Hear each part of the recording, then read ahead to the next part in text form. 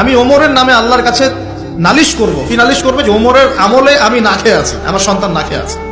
কথা বুঝতে পারছেন? এই কথা শোনার সাথে সাথে ওমর রাদিয়াল্লাহু আনহুর মানে বুকে আল্লাহ পাকের ভয় চলে আসলো, হৃদয় প্রকম্পিত হলো।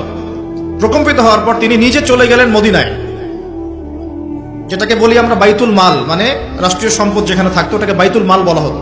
সেখান থেকে একটা আটার বস্তা নিজের কাঁধে উঠিয়েছেন, উঠিয়ে নিজে পায়ে হেঁটে ওই মহিলার বাসায় যাচ্ছেন। তার পাশে থাকা একজন সাহাবী, তিনি বলছেন, তার নাম আসলাম রাদিয়াল্লাহু আনহু, তিনি বলছেন যে ইয়া আমিরুল মুমিনিন, হে আমিরুল মুমিনিন, আমাকে দিন, আনা আহমিলুক, আমি এটাকে বহন করে নিয়ে যাই, আপনি চলেন সাথে, সমস্যা নেই, আমি বহন করে নিয়ে যাই অ্যাটলিস্ট।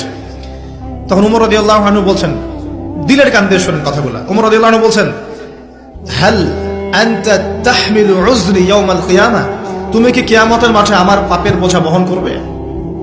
সুবহানাল্লাহ, চিন্তা করে দেখেন। নিজের হাতে গেলেন, রান্না করে খাওয়ালেন, তারপরে বললেন আগামীকাল তুমি আমিরুল মুমিনিনের দরবারে এসো, সেখানে আমাকে পাবে। এই হলো ওমর রাদিয়াল্লাহু আনহুর খেলাফত। একদিন তিনি তার যে উট, এটাকে পরিষ্কার করছেন। আলী রাদিয়াল্লাহু আনহু দেখে বলছেন, আমিরুল মুমিনিন, আপনি পরবর্তী জেনারেশনের জন্য অনেক কঠিন আদর্শ রেখে যাচ্ছেন, আপনি এত কাজ করছেন তারপরে নিজের কাজও নিজে করছেন। তখন ওমর রাদিয়াল্লাহু আনহু বলছেন, ওয়ালা তালুমুনি ইয়া আবুল হাসান, হে আবুল হাসান, আমাকে এভাবে বিব্রত করো না, কারণ আমি ভয় করি যে আমি যে অর্ধবিশ্ব শাসন করছি, তারপরে আমি ভয় করি যে আমার এই শাসনের আন্ডারে যদি একটা রাখালও না খেয়ে মারা যায়, আমি ভয় করি আল্লাহ এর জন্য আমাকে জবাবদিহি করাবে। আরেকটা বলে শেষ করে দিই, আমর ইবনে আস রাদিয়াল্লাহু আনহু, তিনি একজন গভর্নর, কোথাকার? মিশরের। কার আমলে আছেন? ওমর রাদিয়াল্লাহু আনহুর সময়।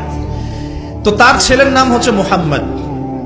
তো সেই মুহাম্মদ আমর ইবনে আসের ছেলে রাদিয়াল্লাহু আনহু।